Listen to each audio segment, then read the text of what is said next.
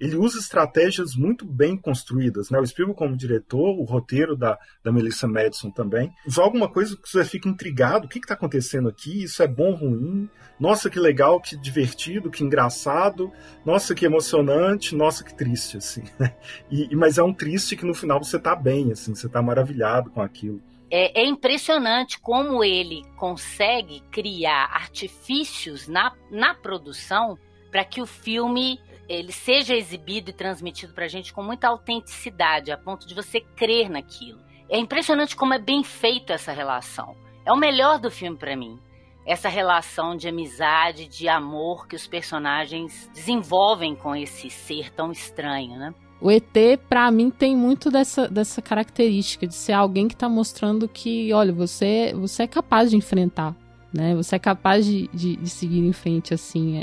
Eu vejo muito ET também como um espelhamento do que essa criança tá sentindo, assim. Que tá ali se sentindo perdido, se sentindo sozinho. O ET pode ser interpretado como o símbolo desse espírito da infância, sabe? Dessa ingenuidade, do amor, dessa esperança que tem ali nessa idade. Porque quando ele fala, eu vou estar sempre aqui, é como se ele representasse isso também, sabe? Essa coisa da infância dele que sempre vai estar ali com ele.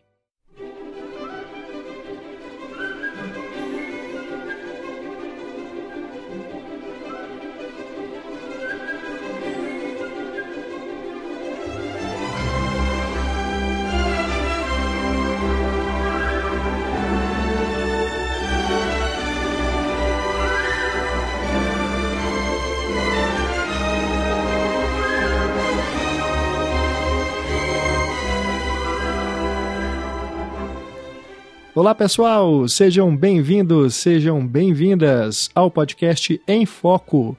Eu sou Renato Silveira. Olá, e eu sou Kel Gomes. Neste episódio vamos falar sobre E.T., o Extraterrestre, de Steven Spielberg, filme que está comemorando o aniversário de 40 anos do seu lançamento, agora em 2022. A primeira exibição de E.T. aconteceu no dia 26 de maio de 1982, no Festival de Cannes, em exibição fora de competição. Aquela foi a primeira sessão pública do filme. Depois teve a estreia oficial em 11 de junho, nos Estados Unidos, e aqui no Brasil o lançamento aconteceu no Natal, em 25 de dezembro de 1982. Um clássico dos clássicos, podemos dizer, porque é um dos filmes mais adorados de todos que o Spielberg já realizou. Um filme que tem lugar garantido em listas de melhores filmes de todos os tempos, em listas de filmes favoritos de muitas pessoas, inclusive a minha. É um dos meus filmes favoritos, vai ser um prazer e uma grande emoção poder falar sobre ele aqui no podcast Em Foco. E para esse debate, para a gente poder analisar ET, falar de todos os seus méritos e também algumas questões, né, que podemos ter com o filme, a gente tem dois convidados. Primeiro vamos dar as boas-vindas ao René França, que é crítico, professor de cinema, também cineasta, realizador do filme Terra e Luz.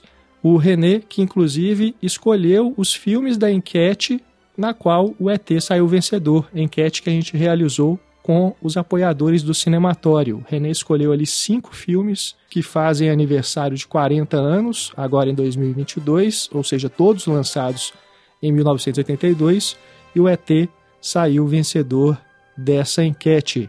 René, ficou feliz com o resultado da nossa votação? E fala um pouquinho também dessa escolha e dos outros filmes que você tinha selecionado. Ei, gente, pois é, fiquei super feliz, que é um dos meus filmes mais queridos. Pensando aqui, 40 anos, né? Será que se o filme fosse feito hoje, ele ia falar ET, WhatsApp, Minha Casa? Fiquei na dúvida. Pode ser, viu? Mas, pois é, 82 foi um ano tão bacana, né? Assim, ali tinham vários filmes que eu gosto muito até hoje, enfim, que eu cresci assistindo e que sempre que eu revejo eu descubro novas facetas, novas coisas que me interessam, né, do próprio ET, mas também Blade Runner, o Conan, né, do John Milius. Enfim, tem vários filmes legais, assim, que sempre rendem papos muito interessantes. E acho que acabou sendo uma ótima escolha o E.T., porque também é um desses clássicos modernos, né? E uma obra a qual o Spielberg está totalmente associado ali a ele, né? Assim, normalmente você fala Spielberg, é uma das primeiras coisas que as pessoas lembram também, é o E.T., e é um filme que eu tenho um carinho muito especial. Enfim, ele tinha até enfeite no meu casamento com a cena da bicicleta na Lua, né? Então, para vocês terem ideia do apreço que eu tenho por essa obra, e assim como o Renato. Muito legal, realmente. Eu tenho aqui guardado até hoje um imã de geladeira com a lua do ET que estava lá na mesa dos convidados, né, no casamento do René. Foi uma festa cinematográfica, né, Kel? Foi maravilhoso. Adorei.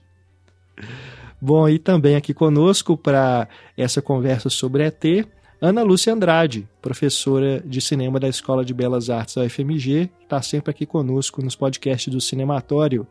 Ei, Ana, tudo jóia? Oi, gente. Nossa, esses filmes já estão ficando 40 anos, eu não quero nem pensar na minha própria idade. Pois é, né? O teste do tempo. Mas muito bom estar aqui, né? O René lembrou que ele fez o trabalho para mim sobre o ET. Tirou 100, né, René? Olha. Foi 100. Eu tenho até guardado ele em Belo Horizonte, ainda lá, quase emocionado ali. Na verdade, eu comparava ET, Tubarão e Jurassic Park, como que o Spielberg usava as mesmas estratégias nas três respectivas maiores bilheterias da história de cada década ali. Foi em Autores e Estilos, né? Que você fez? Foi, isso, Autores e Estilos. A gente podia escolher um diretor e acho que 3 obras dele, né? E fazer a comparação. Legal. Eu queria ver de novo esse trabalho, porque já tem quantos anos também? Também fiquei curioso. Pois é, isso foi lá para... Deve ter 20 anos, ou quase 20 anos, esse trabalho. Não, pensar no quanto de tempo que já passou, né? Bom, eu tô com 42 anos, eu sou um pouquinho mais velho que o filme, e eu vi pela primeira vez no cinema naquele relançamento de 2002, né, que teve aquelas alterações com computação gráfica que fizeram no filme, e ali era o aniversário de 20 anos, ou seja, já passaram mais 20 anos desde então, e é muito rápido, né? Nem parece que tem tanto tempo. Bom, é isso, vai ser um papo de nostalgia, de emoções, né, que esse filme nos traz, tenho certeza que para muita gente também, um filme que faz chorar toda vez que eu vejo, né? Não tem uma sessão de ET que eu não acabo com a cara toda molhada de lágrimas. E até agora, preparando para o podcast, vendo cenas dos extras do DVD, do Blu-ray, eu fiquei emocionado só de relembrar algumas das passagens. É um filme que realmente toca, né, o nosso coração. Bom, para você que gosta dos nossos podcasts, que gosta do nosso trabalho, fica aqui o convite para você fazer parte do Cineclube Cinematório. Entre lá no nosso site, cinematório.com.br, clique no banner que está na capa, ou na descrição do podcast, ou nas páginas internas, para você conhecer o Cineclube. Você pode fazer parte dele através da Orelo, que é a plataforma de podcasts brasileira que remunera os criadores de conteúdo. Ouvindo os podcasts do Cinematório na Orelo, você nos ajuda a manter o nosso trabalho. A gente é remunerado a cada play que os nossos podcasts recebem por lá, seja pelo aplicativo, seja pelo site da Orelo. E você também pode nos apoiar fazendo parte do Cineclube.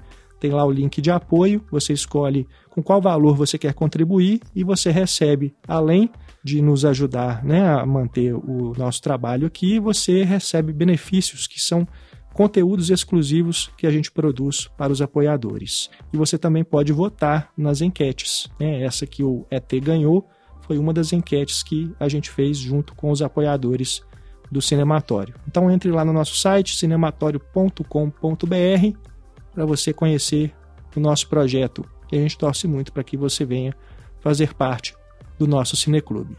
Se quiser mandar um e-mail para a gente, é só escrever para contato@cinematório.com.br.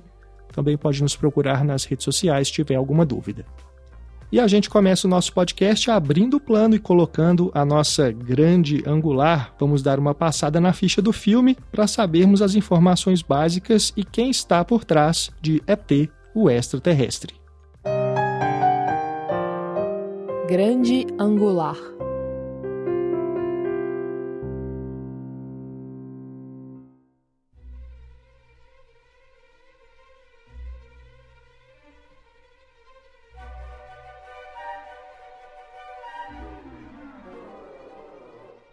ET, o extraterrestre, 1982, filme dirigido pelo Steven Spielberg, um filme de aventura e ficção científica que acompanha a jornada de um alienígena para voltar ao seu planeta depois que ele se perde do seu grupo durante uma expedição na Terra. Isso, obviamente, é o início e o fim da história. O meio é formado pela relação de amizade entre ET e o garoto Elliot, que acolhe ET em sua casa e o ajuda a fazer contato para que a nave volte para buscá-lo. A amizade entre Elliot e ET é simbiótica, né? O menino passa a sentir tudo que o ET sente e vice-versa. É uma relação de amor genuíno que ajuda Elliot a enfrentar o divórcio de seus pais junto com a irmã mais nova, a Gertie, e o irmão mais velho, o Michael. O Elliot é interpretado pelo Henry Thomas, a Gertie, a garotinha vivida pela Drew Barrymore, né, um amor. Temos também o Michael vivido pelo Robert McNaughton. A mãe desses irmãos, a Mary, é vivida pela Dee Wallace. E temos ainda no elenco como destaque o Peter Coyote, vivendo o agente Keyes, que vai aparecer ali mais tarde na trama para poder fazer a captura do ET, né, pelas autoridades dos Estados Unidos, pelo governo ali. Bom, o ET, a gente tem que dar aqui os créditos a várias pessoas que contribuíram para que ele se tornasse essa criatura tão amável e tão bem realizada que a gente vê no filme. Primeiro, o Carlo Rambaldi, que é o criador do designer do ET, ele que é um veterano artista de efeitos especiais italiano. Ele trabalhou antes em filmes como Contatos Imediatos de Terceiro Grau, do próprio Spielberg. Também fez Alien, o Oitavo Passageiro, King Kong, de 1976. Trabalhou em Prelúdio para Matar, A Noite dos Demônios. Fez mais tarde A Hora do Lobisomem, entre vários outros. É um mestre. Ele fez o design do ET, né, a forma como a gente o conhece. A voz do ET é também uma criação muito particular. As falas foram gravadas pela Pat Walsh. Depois, na pós-produção, o criador de efeitos sonoros Ben Burtt pegou a gravação da Pat Walsh e juntou também vários outros sons que ele tinha gravado para chegar ao resultado final, incluindo aí não só as falas, mas também os ruídos que são emitidos pelo ET. Aí a interpretação, né, do personagem mesmo ali no set. A gente tem 3 pessoas que vestiram a fantasia, né, interpretaram o ET ali nas cenas, que são a Tamara Detroux e o Pat Billon, que são 2 atores anões, e temos o Matthew Demerit, que é um garoto que não tem as pernas, né? Ele tem só o tronco e os braços. Então, ele também foi chamado ali pelo Spielberg, foi escalado para poder interpretar o ET nas cenas em que ele cai, né? Aquela cena na cozinha que ele está andando e está bêbado, aí ele tromba, né? E depois batem a porta da geladeira na cara dele. Ali era esse garoto que estava por baixo da roupa, né? da pele ali do ET. E ainda tinha a Caprice Hoff, que era uma especialista em mímica, e ela interpretou as mãos do ET. Ela vestia ali no set os braços, né? Colocava ali a luva, como se fossem 2 luvas com os dedos do ET, e ela ficava por baixo, às vezes de uma mesa, enquanto o ET estava se movimentando. Aí eles faziam de um jeito que a mão ficava como se estivesse junto ao corpo dele, né? E aí o Spielberg ia dirigindo para poder sincronizar os movimentos das mãos com o do rosto, né? Porque ali era uma criatura animatrônica, tinha a cabeça que era eletrônica e era movimentada ali com hidráulicos, né? Toda aquela mecânica, né, que era usada nos que é usada ainda, né, nos bonecos animatrônicos nos filmes. Então, temos aqui 1, 2, 3, 4, 5, 6, 7 pessoas para dar vida ao ET, só essas que eu citei. Ainda tem todo mundo que trabalhava ali nos bastidores para movimentá-lo, né, movimentar Sim. a cabeça e tudo. Então, inclusive, vocês imaginam. Isso é mostrado, né, nos extras do filme, como que tinha gente lá para movimentar ele. E também o cara que faz o som, né, a voz, ele comenta que reuniu 18 elementos, assim. Pois é. Não só a voz, né, da Pat Walsh, mas também teve outros 18 elementos de som para poder compor aquilo ali. Muito um trabalho intenso, assim, de criação de personagem, né? Sim, total.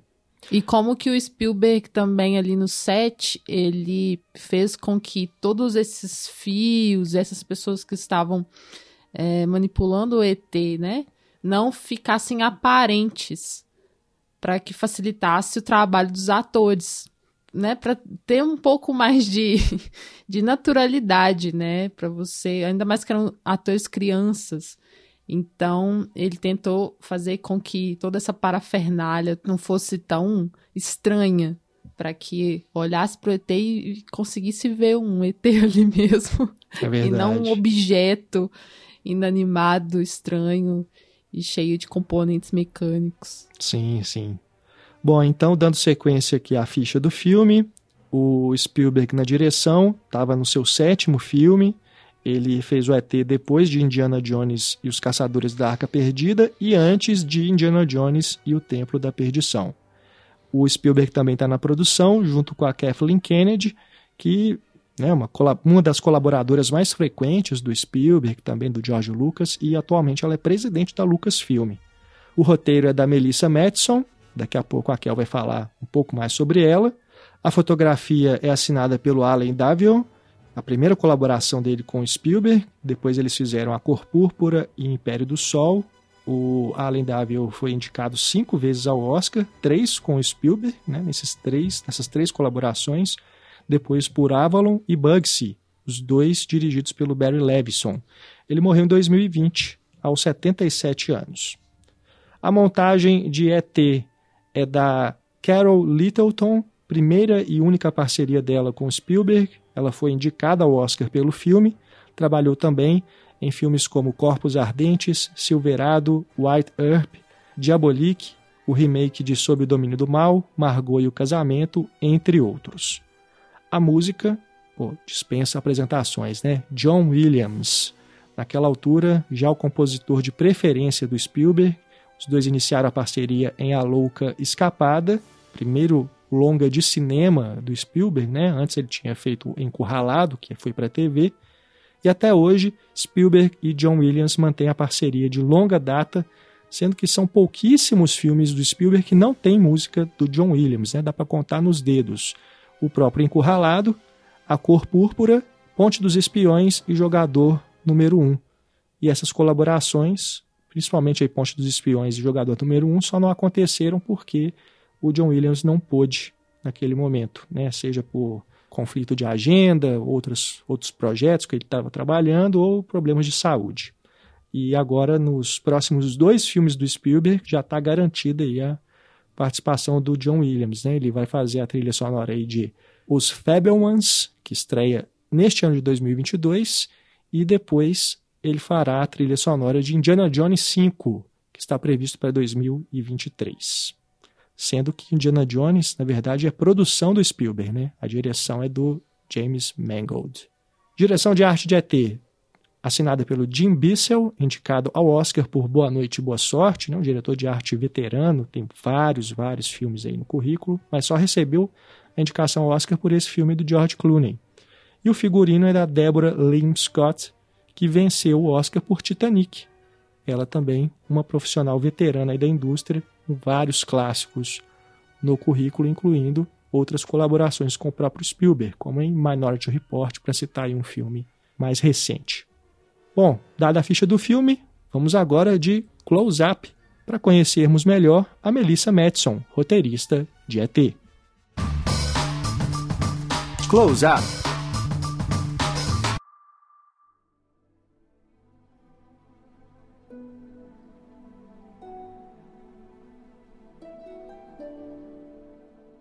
Antes de falar da Melissa, só fazer um parênteses, porque o Renato comentou sobre o criador do ET, né, o Carlo Rambaldi, mas é importante que a gente chame atenção para o roteiro da Melissa Madison, que também já tinha ali certas descrições de como o ET era, né? O visual do ET, o dedo brilhante, as pernas amassadas, o pescoço também parecendo esse pescoço telescópico, a barriga distendida. Então, no roteiro dela, ela já, né, já descrevia algumas de suas características.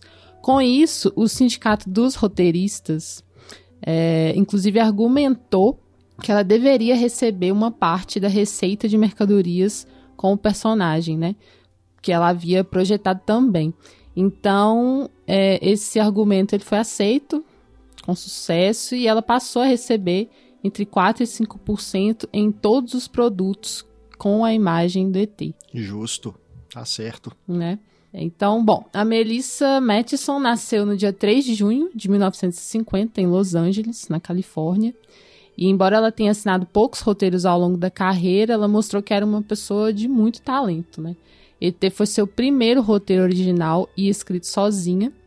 E já com ele, ela foi levando indicação ao Oscar e ganhando o prêmio do Sindicato de Roteiristas. Imagina, com seu primeiro trabalho, você já deixar uma marca assim, né? E ela também roteirizou Kundun, do Scorsese, filme de 1997, e Ponyo, o filme do Miyazaki. Aí, no caso, a versão em inglês, né? Ela fez a tradução para os Estados Unidos. E o roteiro original é do próprio Miyazaki. Infelizmente, ela lutava contra um câncer raro, que é o câncer neuroendócrino, e morreu em 2015 aos 65 anos. Filha de pai jornalista e mãe publicitária, ela cresceu em Hollywood.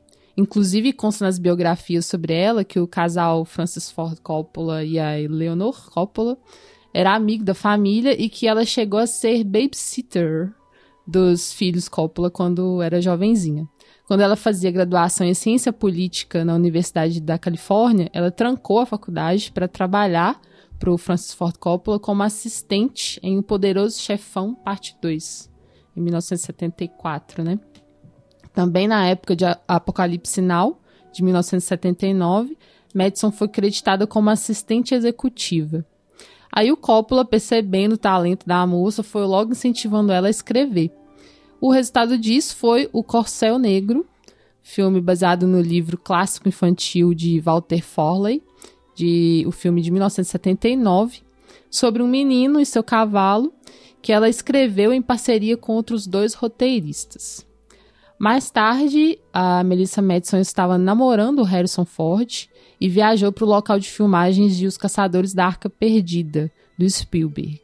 Lá, o Spielberg conversando com ela sobre essa vontade, né, de fazer um filme sobre um pequeno alienígena que fica preso na Terra e, conversando com ela, pede ela para escrever um primeiro rascunho, enfim. 8 semanas depois, ela havia concluído o primeiro texto de ET o Extraterrestre.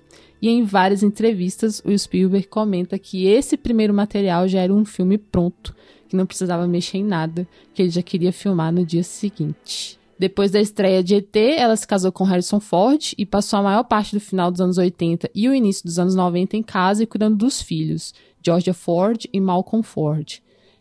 Então é importante a gente observar que a dedicação dela à maternidade também explica os poucos trabalhos como roteirista, né? É verdade. Inclusive, para a revista Newsweek, ela disse: tenho 2 filhos pequenos e não queria perder a infância deles enquanto estivesse fora, ocupada escrevendo sobre outras crianças. Porque ela acabou ficando famosa, né, pelos roteiros sobre crianças. Ela só voltou a escrever após um hiato de 13 anos para adaptar o livro infantil de Lynn Reid Banks, A Chave Mágica, 1995, que traz a história de um menino que descobre que seu armário de madeira tem poder de dar vida aos seus brinquedos. É muito legal esse filme. O filme foi dirigido por Frank Oz e, nesse projeto, ela ainda se reuniu novamente com a Kathleen Kennedy e o Frank Marshall, que foram produtores de ET. Em seguida, ela roteirizou Kundun, que também é uma história de um menino, né? Mas é uma história real. O menino, no caso, é o Tenzin Gyatso, que é o 14º Dalai Lama, líder espiritual do Tibete, né? E, inclusive, é uma história, assim, muito bacana, de muito sofrimento, né? Porque foi forçado ao exílio em 1959, 9 anos após a invasão chinesa. Então, é uma história também muito política. E ela se tornou amiga do Dalai Lama, que ela conheceu enquanto desenvolvia esse texto. Olha só. E ela acabou sendo ativista pela liberdade tibetana. Então foi uma causa que ela abraçou mesmo. Em 2004, Madison se divorciou do Harrison Ford e seu último trabalho foi junto ao Spielberg novamente, em O Bom Gigante Amigo, que foi lançado em 2016. Ela adaptou o livro homônimo do Roald Dahl, cuja história é sobre uma menina órfã que faz amizade com um gigante bondoso, né? O filme foi lançado em 2016, mas a Melissa já tinha falecido devido ao câncer, como eu disse no início. Ela faleceu em novembro de 2015, em Los Angeles, e tinha 65 anos. E o Spielberg dedicou O Bom Gigante Amigo a ela. Entre os seus trabalhos também estão os roteiros de O Pequeno Mágico, do Caleb Deschanel, o segmento do Twilight Zone, o filme, o segmento que o Spielberg fez, porque é um filme que reúne 4 histórias baseadas na famosa série Twilight Zone, e os 4 são dirigidos por grandes diretores, né? Também ela roteirizou o videogame do ET chamado ET Phone Home e 2 episódios de uma série de TV chamada O Filho da Estrela Nascente, que é um faroeste, mas que tem uma pegada histórica lá dos Estados Unidos. Pois é, uma carreira com poucos títulos, né? Se a gente for considerar a extensão, né? Várias décadas, né? Trabalhando na indústria audiovisual, mas com títulos marcantes, né? Só o ET aí, né? Já vale toda a fama que ela teve, né? Mas, pô, Corcel Negro também é um filme muito legal, marcou também minha infância. Foi o primeiro filme que lá em casa o meu pai alugou quando comprou o nosso primeiro videocassete. Ah, legal. Tem essa curiosidade aí, uma memória afetiva muito legal com Corcel Negro. Pois é, uma mulher escrevendo sobre meninos. Né, curioso. E aí o último filme é uma menina. O último filme é uma menina. É O Bom Gigante Amigo. E eu acho que a escrita dela é muito, muito boa, no sentido assim, de dar uma fala diferenciada para as crianças, né? Verdade. Não sei, ela dá um certo empoderamento para criança, assim, sabe? Tanto nas falas como nos sentimentos, assim, é uma coisa diferente. É um jeito de enxergar a criança com mais autonomia, né? Como indivíduo mesmo. E sem falar que no set do ET ela estava presente, né? O tempo todo. Dá pra gente ver isso nos materiais extras que tem do filme, no documentário dos bastidores, né? Ela sempre lá presente, interagindo com a Drew Barrymore, com o Henry Thomas, né? Aliás, isso me chamou a atenção, porque além da presença dela, tinha muitas mulheres lá o tempo todo, né? Sim, nesses diários de filmagem, a gente percebeu que na equipe, né? Porque tem também a montadora, tinha a produtora. Então tava uma equipe diversa, assim, tinha muitas mulheres, isso eu gostei de ver, assim, nas filmagens, né? E é algo que eles nem comentam, foi natural mesmo, assim. Sim. Da filmagem desses momentos, a gente perceber, né, que essas pessoas estavam ali. É verdade. Bom, é chegada então a hora do nosso debate sobre ET, o extraterrestre. Ponto de vista.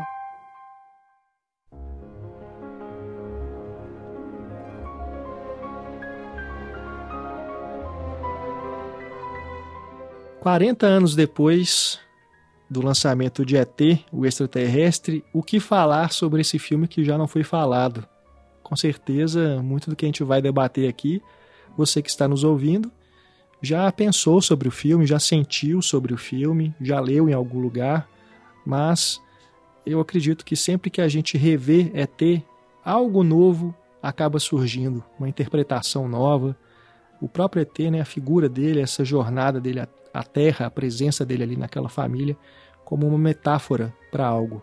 Enfim, aqui nesse debate a gente vai falar um pouquinho sobre tudo isso e também sobre aspectos técnicos, né, análises de algumas cenas, para a gente poder enriquecer aqui nosso bate-papo.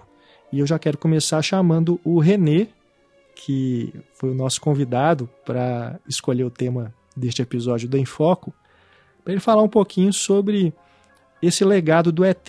40 anos depois, René, por que você acha que esse filme entrou mesmo para a história do cinema e é considerado até hoje, né, esse marco e emociona tantas pessoas de tantas gerações? O Renato sempre com perguntas muito fáceis, né? Só dar o pontapé inicial, depois a gente vai desenvolvendo.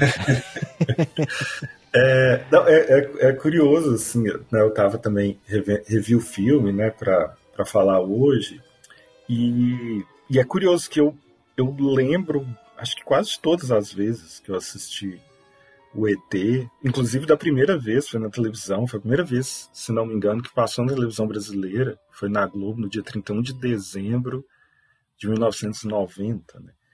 E ali, né, eu já, enfim, fiquei totalmente fascinado com o filme. Eu acho que ele tem essa característica de uma fábula moderna disfarçada de uma aventura juvenil com ficção científica e comédia. Eu acho que o Spielberg, ele conseguiu, assim, de uma maneira muito feliz, misturar alguns gêneros narrativos com uma sensibilidade muito grande. Assim, o ET, ele começa como ele tem um estilo que parece meio filme de terror, né? Começa lá com aquela coisa estranha, aquelas lanternas, e uma coisa que a gente não vê ali fugindo. Aí você apresenta a família no subúrbio, e eles estão conversando, mas parece que tem algo ali de fora que eles não estão cientes. Vem a cena da bola de beisebol que fica voltando ali, que parece que vai sair um monstro dali de algum lugar. Enfim, ele está todo montado ali, um mundo quase do Stephen King. E aí, de repente, tem uma quebra que, exatamente pela relação do Elliot com o ET e do ET ser o peixe fora d'água ali, ele evolui para comédia, e aí depois essa comédia vira uma aventura juvenil, né, de esconder o ET, de fugir com o ET, de ajudar o ET, e desemboca no melodrama bem classicão, assim, do final, do clímax do filme. Em estilo Spielberg. E a forma como isso esses gêneros vão mudando de uma maneira muito sutil, muito natural, muito orgânica na história de um para o outro, eu acho que te envolve completamente e faz com que o ET seja um filme que você chora, né, o Renato falou aí de como que ele se emociona só de ver trechos, né, que você chora, mas que você torce e que você gosta dos personagens e que você queria estar ali, você queria ser parte daquele grupinho ali andando de bicicleta junto com o ET. Exatamente. Mas te pega ali no início pelo suspense. Então, assim, ele usa estratégias muito bem construídas, né? O Spielberg como diretor, o roteiro da Melissa Madison também, de que eles jogam uma coisa que você fica intrigado, o que está acontecendo aqui? Isso é bom ou ruim? Isso é do bem ou do mal? Nossa, que legal, que divertido, que engraçado, nossa, que emocionante, nossa, que triste, assim, né? Mas é um triste que no final você está bem, assim, você está maravilhado com aquilo que você acabou de assistir. Tem até um arco-íris para completar, assim. Então ele parece que pega todos os elementos e cria um clássico que, bem, pelo menos o Spielberg fala que ele não achava que o filme ia ser o que foi, né? Que ele fez de uma forma mais experimental, usando a câmera mais baixa, enfim, algumas coisas que eu imagino que a gente vai comentar aqui ainda hoje, mas que me parece muito, muito consciente do que ele está fazendo, assim, o filme todo, como que ele está apresentando todos esses elementos e nos cativando ao mesmo tempo em que apresenta eles, e para isso funcionar é fundamental que o elenco infantil seja bom, e que a criatura funcione, né? Então até hoje o ET é crível, né? Até Sim. hoje a gente olha para ele e acredita que ele pode ser de verdade. Isso é impressionante. E acho que isso, a interação do boneco e das pessoas fantasiadas, enfim, vocês comentaram aí nessa abertura, com as crianças, eu acho que é o algo a mais que faz com que um filme que já era tecnicamente muito bem pensado, muito bem construído, ele se imortaliza e vira esse sucesso, esse filme que eu acho que funciona muito bem até hoje. Muito bom, muito bom. Pois o ET, assim, as pessoas sabem que 2001, Uma Odisseia no Espaço, é o filme que eu considero como o meu favorito de todos, né? Mas eu diria que o ET está empatado, porque se o 2001 é esse filme que me fascina pela sua construção, sua narrativa, seus mistérios, o ET é o filme que me emociona, assim, de uma forma indescritível. Eu realmente não... Na última vez que eu assisti a esse filme no cinema, que foi... Aliás, na última não, na penúltima, que foi uma sessão, inclusive, que o René estava junto, foi numa sessão promovida pelo aquele projeto de clássicos da Cinemark, né? Eu realmente não consegui terminar de ver o filme, assim, de ver as imagens, né? Eu estava na sessão, mas assim, chorando tanto, de soluçar, que eu não conseguia nem olhar para a tela, sabe?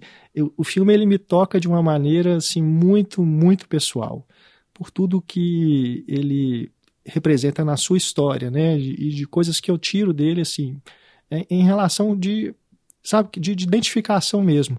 Eu queria ser o Elliot, sabe? Desde criança, assim, de ver o filme e crescer junto com o filme, né? Como eu disse, eu tenho mais ou menos a idade do filme, né? Eu tô com 42, o filme tá com 40.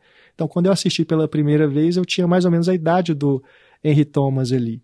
Então, foi essa sensação de crescer junto com o filme e de ter essa identificação muito forte, né? Com aquela história de amizade.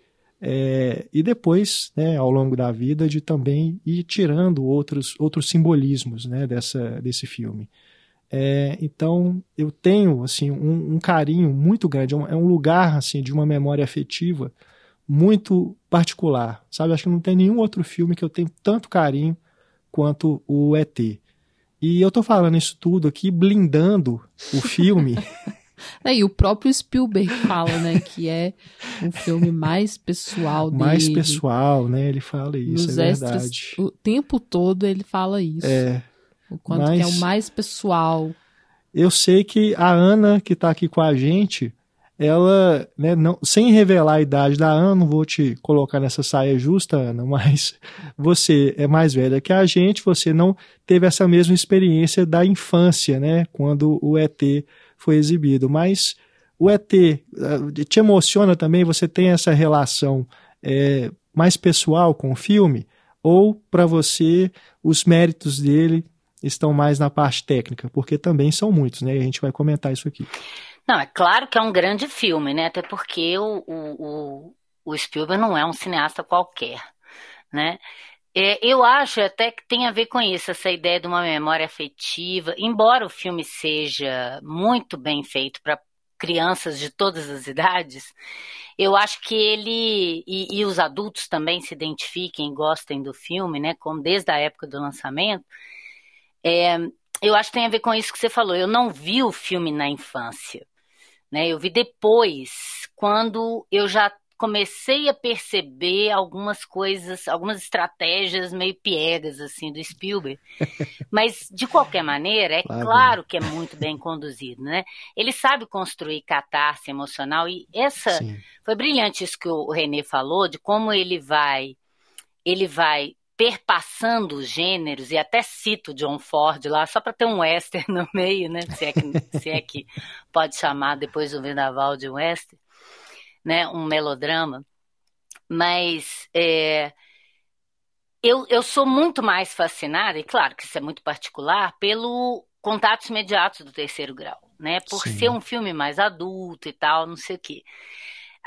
Agora, eu acho genial essa maneira como o Spielberg nos faz olhar para esse extraterrestre, né, sem preconceito, sem ser aquela figura maligna do mal que veio para nos ferrar, né? Uhum. Isso tá lá no Contatos Imediatos. Sim. E ele, digamos que ele aprimorou isso para esse olhar infantil que o Richard Dreyfuss tem lá no Contatos Imediatos, substituindo pelo Henry Thomas, né? E claro que tem todos os méritos dele como realizador, como encenador, como diretor de atores, né? Porque realmente o elenco é brilhante. Quando você vê o making of, você vai vendo todas as estratégias que ele faz para envolver o elenco com aquela criatura que, a princípio, não é nem um pouco, como que eu diria, simpática, né? Num primeiro momento, ele é viscoso, tem um corpo esquisito, parece meio sapo, né? Meio enrugado, e que o olhar da criança vai fazendo a gente vê-lo sem preconceito. Eu acho isso muito legal no filme. Eu revendo agora, e sabendo do carinho que todo mundo tem por ele, eu falei assim, gente, eu não vou falar mal do filme, até porque não tem como falar mal. Mas realmente não é um dos filmes do Spielberg que mais me toca. Aham. Mas isso não diminui o filme em nada, até porque é uma questão pessoal, né?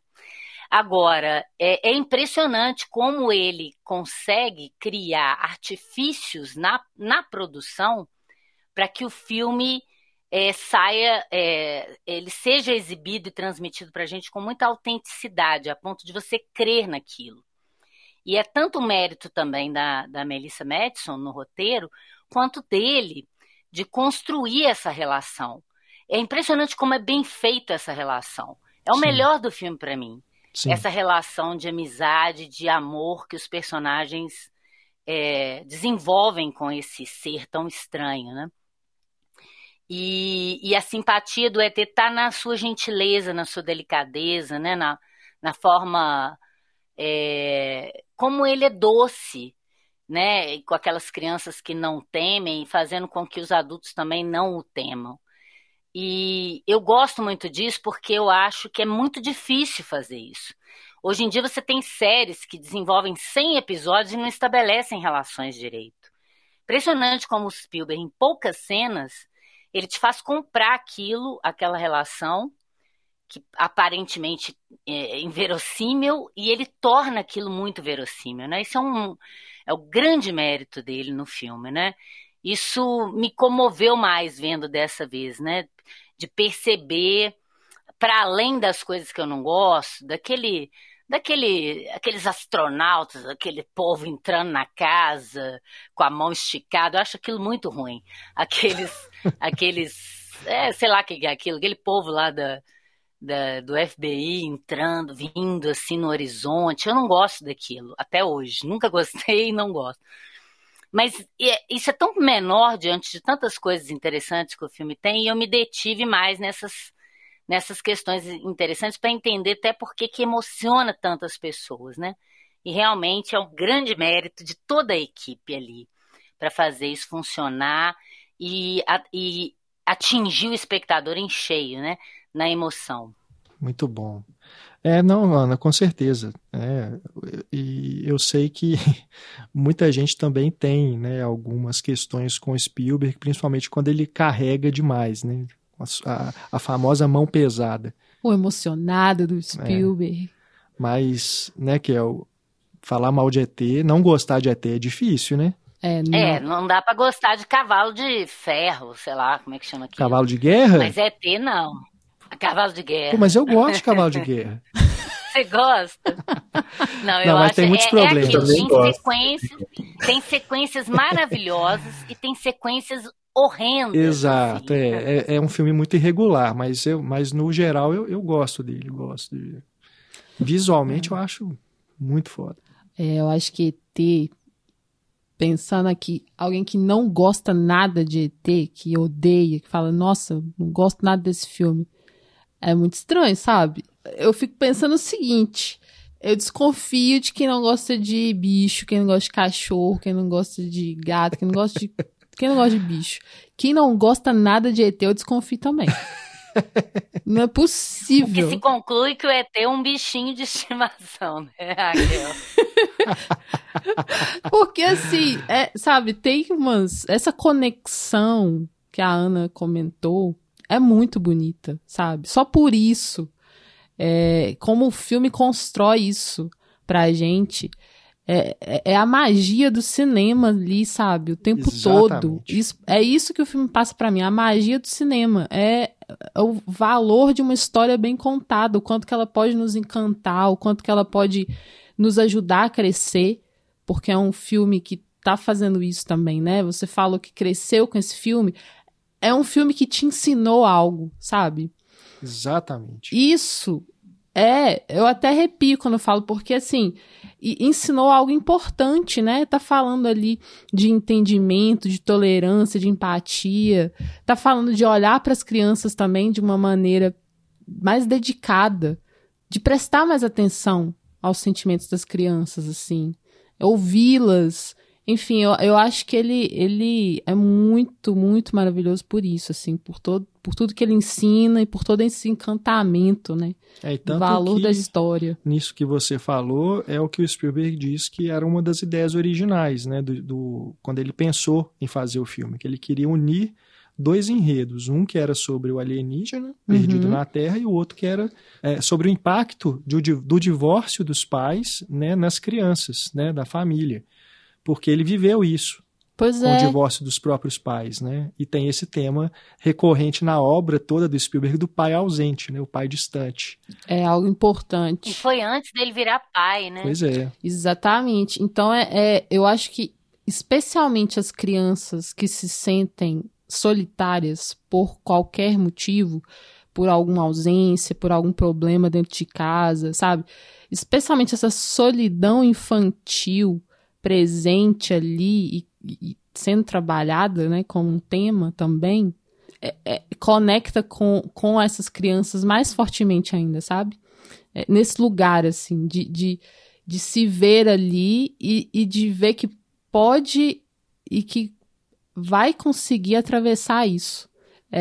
O ET, para mim, tem muito dessa característica de ser alguém que está mostrando que, olha, você é capaz de enfrentar isso. Né? Você é capaz de seguir em frente, assim. Eu vejo muito a ET também como como um espelhamento do que essa criança está sentindo, assim. Sim, né? Sim. Que tá ali se sentindo perdido, se sentindo sozinho, sem saber o que vai acontecer e preocupado porque a mãe tá cuidando de 3 filhos sozinha, né? Então eu acho que eles se encontram e se dão força um pro outro, né? Não é Sim. só o Elliot que ajuda o ET também tá ajudando o Elliot a enfrentar esse momento. Então eu acho lindo, lindo, lindo, lindo. E, nossa, vendo até pela fotografia também, né? Essa magia que eu tô falando, ela é transposta até na fotografia. E nesses diários que a gente tá comentando, né? Os diários de filmagem, é muito bonito o trabalho, a dedicação das pessoas para fazer isso ficar o mais perfeito possível, assim. Você vê que as pessoas estão colocando coração nessa obra, né? Inclusive as crianças, assim. Eu fiquei encantada pelas crianças também. Legal. A gente já fica quando assiste ao filme, né? Porque a Drew Barrymore, que é isso? Você quer levar a Drew Barrymore pra casa. É muito legal. Sabe? Você quer ter ela, Muito assim. fofa. Ela é muito encantadora, Ela né? é encantadora, muito fofa, muito espontânea. Inclusive, tem falas dela que eu tava lendo que é ela que improvisou na hora. Tipo, não tava no roteiro, não tava pra ela falar. E ela simplesmente vivenciando aquilo, sentindo as emoções, tendo uma relação genuína. Sabe, ela comentava algo que ficava perfeito. Então, essa dedicação também, eu acho que o filme transparece muito pra gente, assim, no trabalho, né, no geral. É então, verdade. Também é muito especial pra mim, assim. E eu também choro, eu também me emociono, eu também Tem torço. jeito, né? Olha, E eu tenho uma camiseta que eu estou vestindo ela agora. Não, e sem falar todos os itens que a gente tem aqui em casa, né? Tem 2 bonecos do ET, eu tenho a nave do ET. Mas isso foi tudo seu, né? eu tô herdando junto, mas... Tem pôster. Tem pôster, tem tudo. Uhum. Então, sobre isso que você falou, da relação do Elliot e do ET, e sobre esse foco nas crianças, né, que o filme dá, interessante perceber como que isso se reflete na realização também, né, porque o Spielberg adota essa câmera mais baixa do ponto de vista das crianças e que acaba também se tornando o ponto de vista do ET, que tem a mesma estatura. Sim. Tem, inclusive, o ponto de vista literal, quando ele tá ali naquela cena do Halloween, né, que ele tá fantasiado de fantasma. Maravilhosa a gente vê essa cena. Pelos olhos dele, né, por baixo do pano. E tem essa câmera mais baixa, que inclusive foi também uma opção do Spielberg, baseada nos cartoons do Tex Avery, porque também tinha essa coisa de não mostrar os adultos, né, mostrar só as pernas, né, essa coisa que a gente conhece bem, né, dos desenhos animados de antigamente. E no filme, só a mãe que acaba sendo mostrada mesmo. Os outros adultos na maior parte do tempo, a gente só vê, né, do ponto de vista das crianças mesmo, né? E o Peter Coyote só pelas chaves, né? Exatamente. Durante um bom tempo. É verdade. O homem das chaves. E o René quer comentar também sobre essa relação do Elliot com o ET, né, René? Porque eu acho que isso que a Raquel falou é o coração do filme mesmo, né? É como se o ET fosse meio que espelhamento do Elliot, né? Não acho que é por acaso ele chama Elliot, né? O ET tá no nome Elliot, né? É verdade. E acho que isso fica muito claro no final, toda a sequência lá dos sapos, que eles fazem essa relação bem direta. Mas se a gente analisar a jornada dos personagens, como que elas são muito, muito próximas, muito ligadas, porque o ET, ele tá perdido e quer voltar para casa, quer voltar para o lar dele, mas ele vai precisar de ajuda. Ele não vai conseguir fazer isso sozinho, né? E o Elliot, como a Raquel bem falou, esse menino que está solitário, que ressente do pai ter abandonado a família, e ele não se vê mais pertencente ao lar, à casa dele, porque o que ele entende como lar, para ele, não existe mais. Então ele quer também voltar para casa, ele quer voltar para o lar.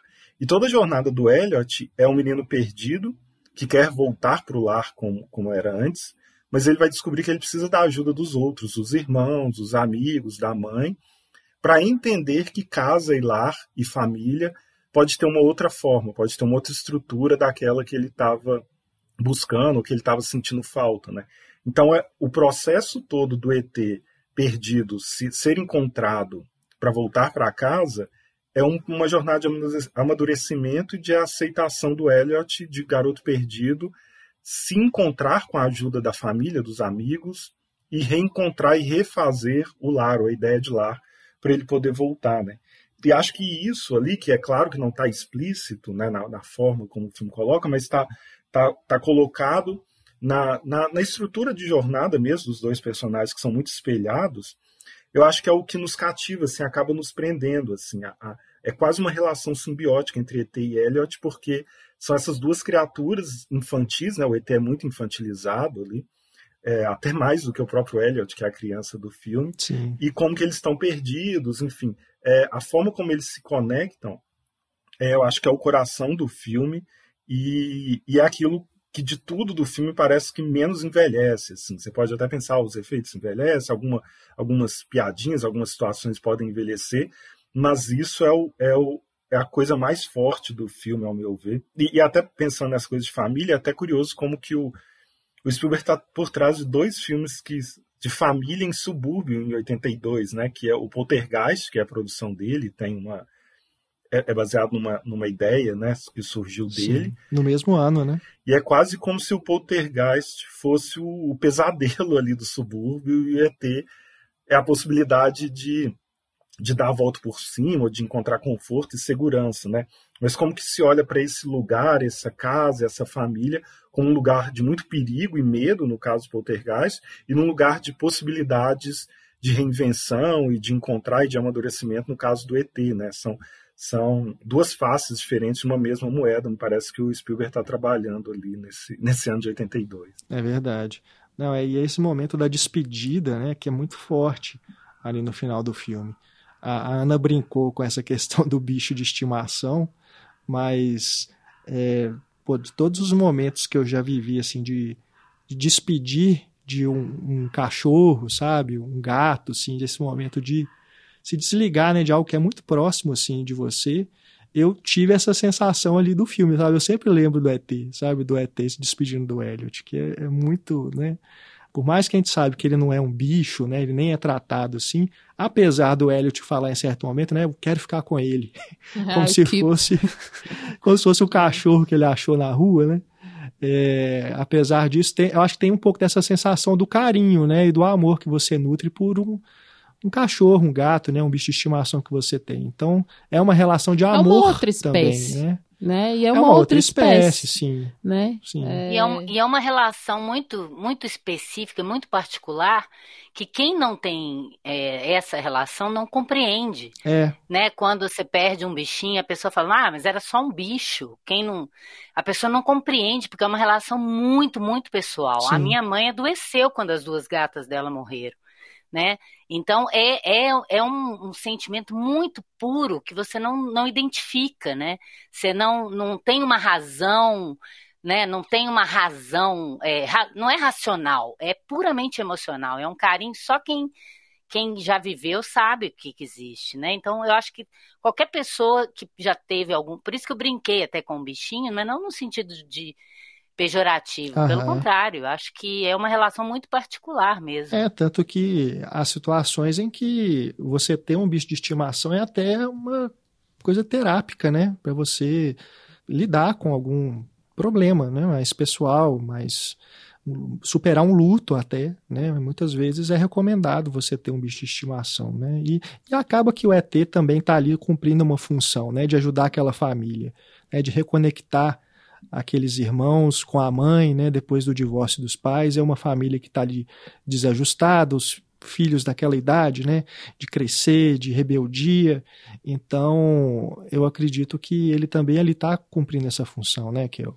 Ah, sim, com certeza, né, como a gente comentou, ele vai ajudar o Elliot, principalmente, nessa jornada dele, de entender que ele pode superar, que ele pode se adaptar, né, que ele pode seguir com essa família, mesmo que essa família tenha uma ausência paterna tão difícil, ao mesmo tempo que ele vai voltar para casa, assim, é a missão, é até uma missão como se fosse assim, né, de um ser especial que veio para isso e que depois vai embora porque a missão está cumprida, né, é curioso, assim, de pensar nesse aspecto, mas... sobre bichos, eu sempre tive uma relação que é essa relação muito, muito específica, assim, inclusive de respeitar esse outro bicho como uma outra espécie, né? Sim. Porque eu vejo muito também que as pessoas, às vezes, elas se veem como donas, como se os bichos fossem uma propriedade ou que estivessem ali para servi-los, enfim. Pra mim é uma outra parada, assim. Eu sei que pra muita gente também. É apenas uma outra espécie. Então, o amor que eu sinto é um amor tão, tão grandioso quanto que eu sinto por outros humanos também, sabe? A diferença é que é uma outra espécie. Então, eu vou respeitar dentro desse contexto, né? Então, eu acho que é bem isso também. De você conseguir criar uma relação humana com outra espécie, sabe? É um alienígena, mas isso não impede que você crie uma relação humana nesse sentido, né, de humanidade, de afeto, também com ele, assim, mesmo que vocês não tenham uma linguagem em comum, mesmo que vocês não tenham uma aparência em comum, mesmo que vocês não tenham nada em comum, né, mas existe ali um sentimento e algo além das aparências, né? Algo além do prático, que é comum.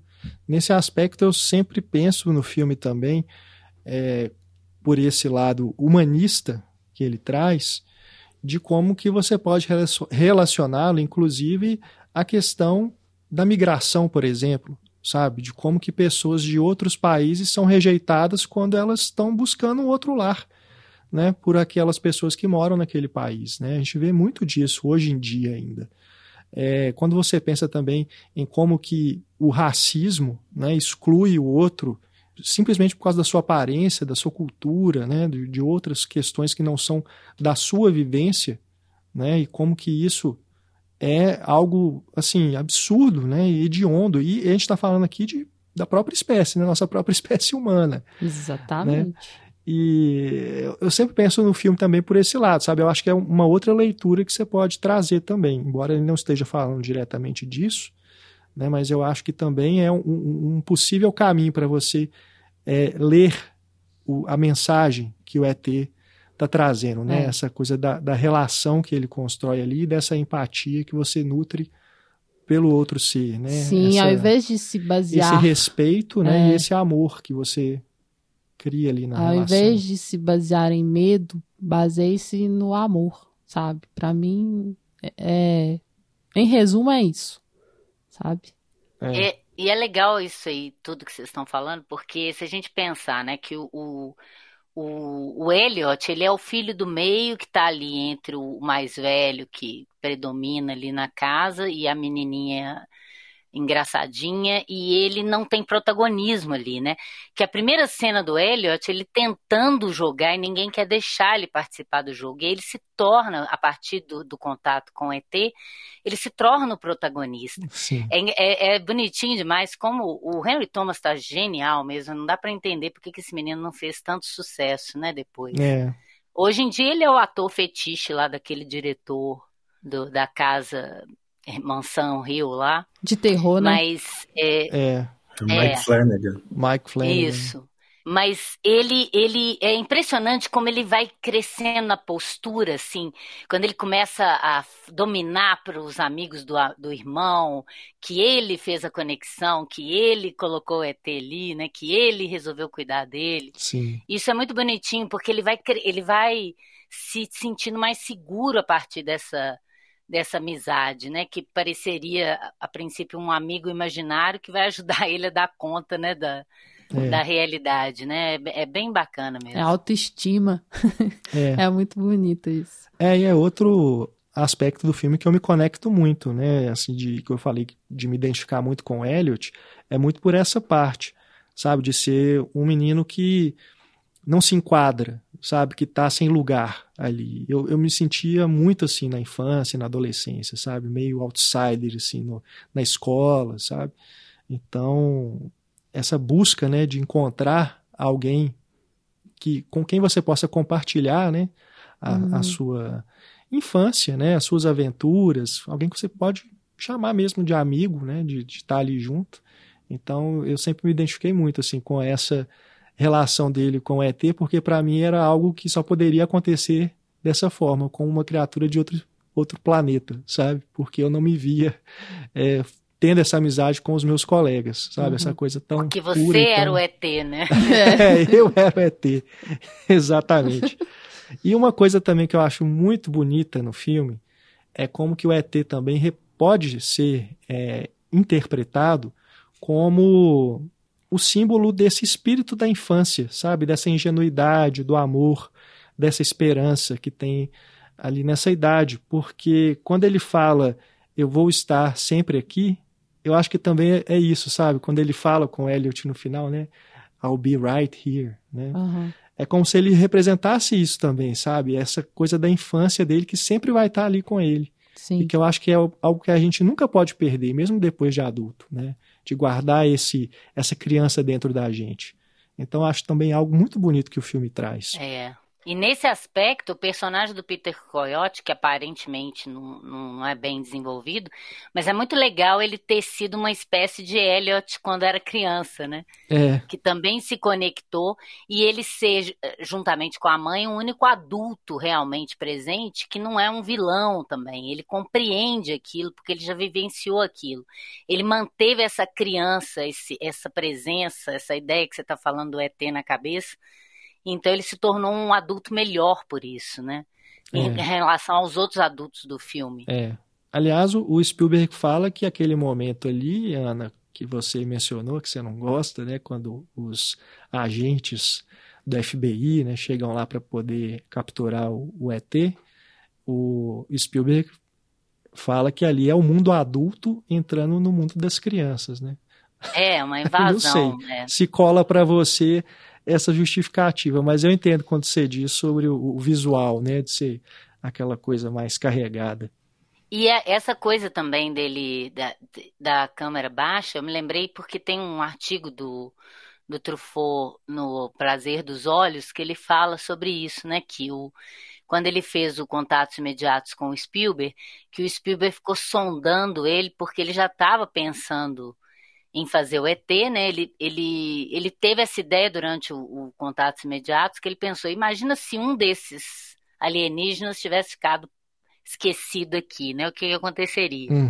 E aí ele conversando com o Truffaut, porque o Truffaut é famoso por fazer filmes com crianças, que ele pediu conselhos, né? Ele falou, deixa as crianças serem crianças, não tente fazê-las interpretar, né, como se fossem adultos, e mantenha a câmera no nível delas, né, para poder passar esse ponto de vista, né? Então é muito legal como que de todas esse pessoal da nova Hollywood, que foi muito influenciado pela Nouvelle Vague, como que o Spielberg pegou, né? Ele como um diretor clássico, pegou o mais clássico, digamos assim, dos diretores da Nouvelle Vague, o Truffaut, e também talvez um dos mais, com um sentimento mais aflorado nessa questão do humanismo, né?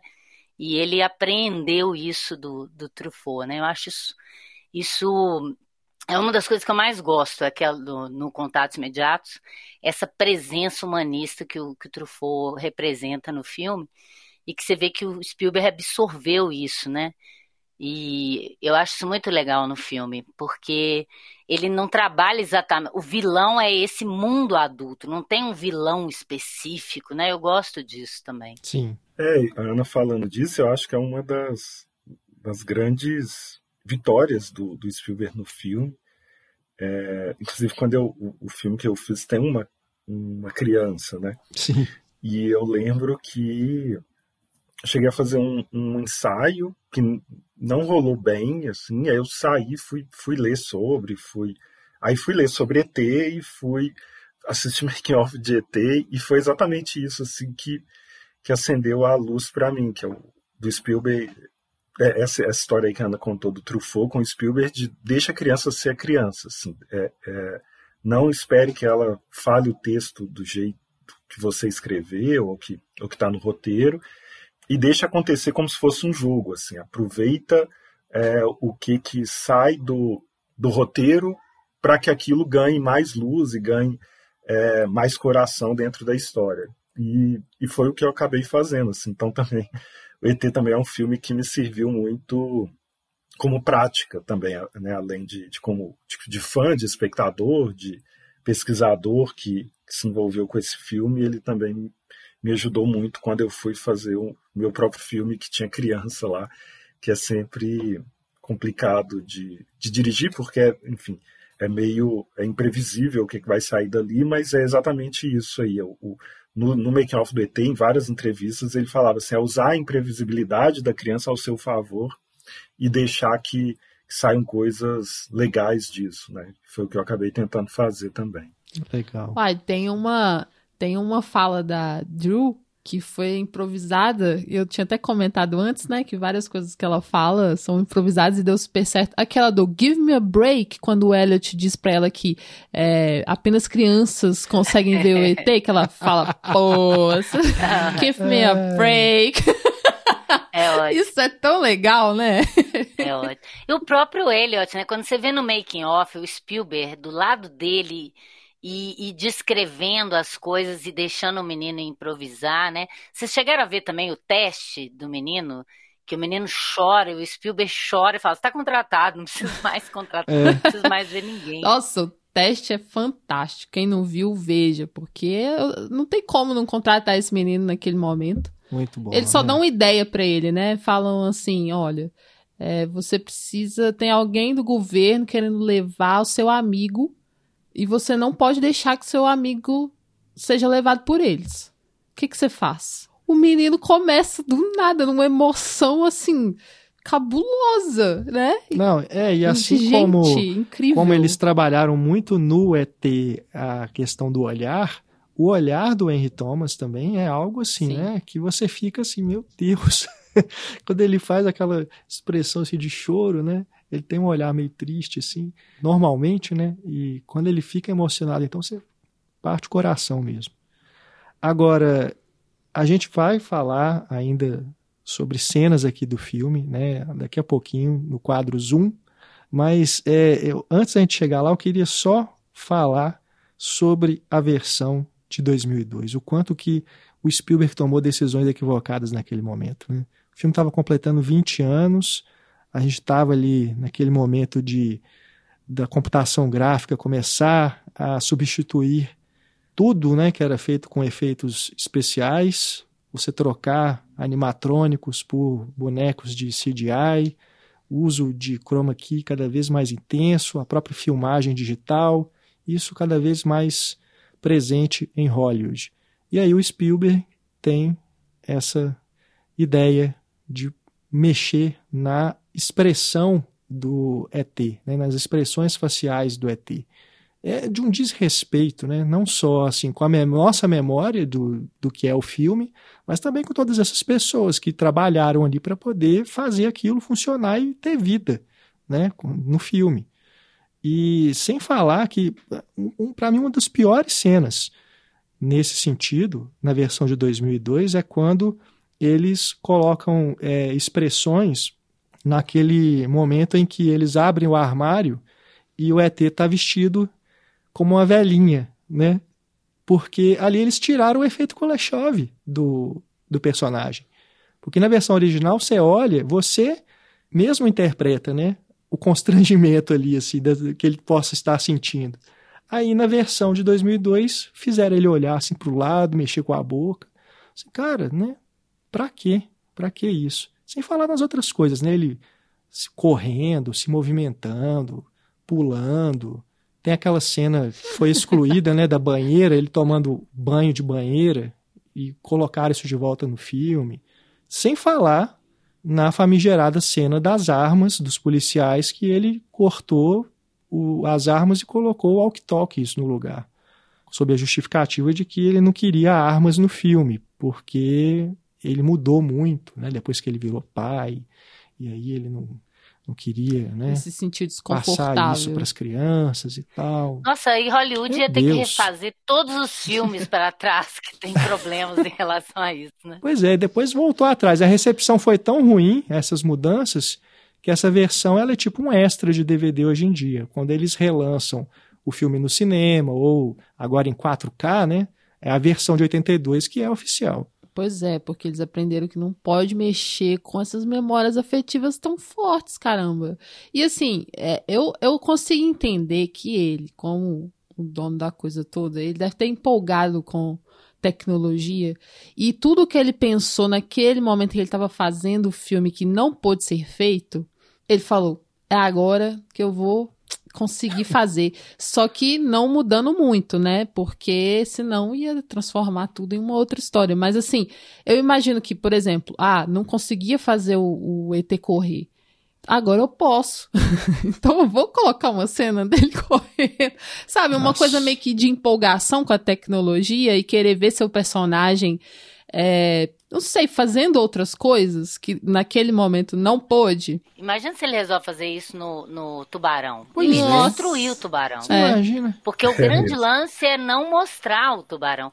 Inclusive, eu acho das piores coisas, assim, eu até não acho tão ruim as expressões do ET nem nada, não. Mas, assim, o início, que era um mistério, você não sabia direito o que era, que ele falou, era só um dolly com uma luz, mas era muito mais interessante, porque você não sabia o que era aquilo. E aí, para fazer uma coisa igual o Renê fez aqui, eu me inspirei também no filme que eu fiz com o Toninho, do Tamanduá Bandeira, de mostrar só rastros e olhos, sem mostrar direito o personagem no início, para depois apresentar ele para o espectador, né? Que eu pensei nisso também, para deixar o que é aquilo, que bicho que é esse, né? E eu acho que ele perdeu isso, porque de cara você já vê, inclusive, toda a família, todo mundo ali, você já viu que é. Claro que hoje em dia, todo mundo minimamente sabe quem é o ET, nem que seja por causa de uma camiseta, porque ele virou um ícone pop, né? Mas independente disso, eu acho muito legal adiar essa aparição para a gente ficar construindo esse ser antes que ele apareça. Sim, sim. Isso eu acho que é coisa do George Lucas também, sabe? Ia falar isso. Muito amigo do Spielberg. Não é, Renê? Sim, parece que ele foi almoçado, sentou de um lado dele, George Lucas, do outro Ridley Scott, e eles ficaram falando. Porque as edições especiais do Star Wars, né, da trilogia original, elas tinham sido feitas antes dessa versão do ET. E foi ali que o George Lucas mexeu no filme, né, colocou computação gráfica, tirou ali, mexeu na cena do Han Solo atirando primeiro. Então, sabe, parece que é coisa do George Lucas mesmo. Ele foi lá e falou assim, conselho de amigo e tal. Aqui, muda lá, vai lá. Agora a gente pode fazer isso. Gasta 100 mil dólares e a gente faz isso. Não, sem falar uma coisa que me incomoda também, quando tem essas edições especiais, tudo, o próprio Star Wars, é que, sabe, a computação gráfica ela não combina com o visual dos filmes dessa época, com a textura dos filmes dessa época. fica uma coisa estranha, porque você sabe que computação gráfica é feita hoje, nos filmes mais recentes. Aí quando você vê um filme de 1982 com uma criatura mexendo a boca e você vê que aquilo ali é computação gráfica, isso não combina, sabe? É estranho. Você vê claramente as cenas que foram mexidas, né? Elas são bem diferentes. Isso te tira do filme. E vai ficando cada vez mais bizarro, né? Que você vê um Star Wars 77 com uma criatura de 97 feita digitalmente, que hoje já é super mal feito, né? Se você for olhar o Jabba digital, vai virando um Frankenstein. Dá um bug no olhar, né? Porque ali estão tecnologias conflitantes, assim, de épocas diferentes no mesmo filme. Realmente. Aí, a materialidade do filme fica esquisita. E tem essa coisa dos profissionais também, na época lá, fazendo seu trabalho manual, árduo, para fazer, mesmo que seja uma expressão pouca, mas uma expressão. E aí, de repente, ele vai apaga aquilo para colocar a computação gráfica, né? Pessoa que estava lá, que fez e aconteceu para dar certo, enquanto o boneco acaba perdendo aquele momento. Mas só abrindo um parênteses, vou fazer uma defesa polêmica aqui disso. Olha. Que tem um caso que eu acho que é o único que eu defenderia isso acontecer. Eu acho que o irlandês deve ter um up de efeito digital de tempos em tempos, porque eu acho que ali são os atores, né, rejuvenescidos. Então eu acho que ali, quando passar muito tempo, ficar muito esquisito, eu acho que o filme pode perder muito com o estranhamento que vai causar do efeito digital envelhecido. Só fechando o parênteses. Não, mas olha só, e o King Kong de 33, que é aquele bonecão duro e tal, e que é interessante também, tem uma coisa datada que eu acho interessante também, que marca aquela época, sabe? Igual isso que o Renato falou, que em 82 não tinha isso. Não que a pessoa vai ver o filme, em 82, ela não vai ficar fazendo essas contas, mas você percebe que tem um diferencial ali. Bom, acho que agora, então, depois que a gente já desabafou aqui sobre essas atrocidades que o Spielberg fez no filme em 2002, vamos agora voltar para 1982, para a versão original, para a gente poder falar um pouco de cenas favoritas e continuar aqui a nossa conversa sobre ET, o extraterrestre. Zoom.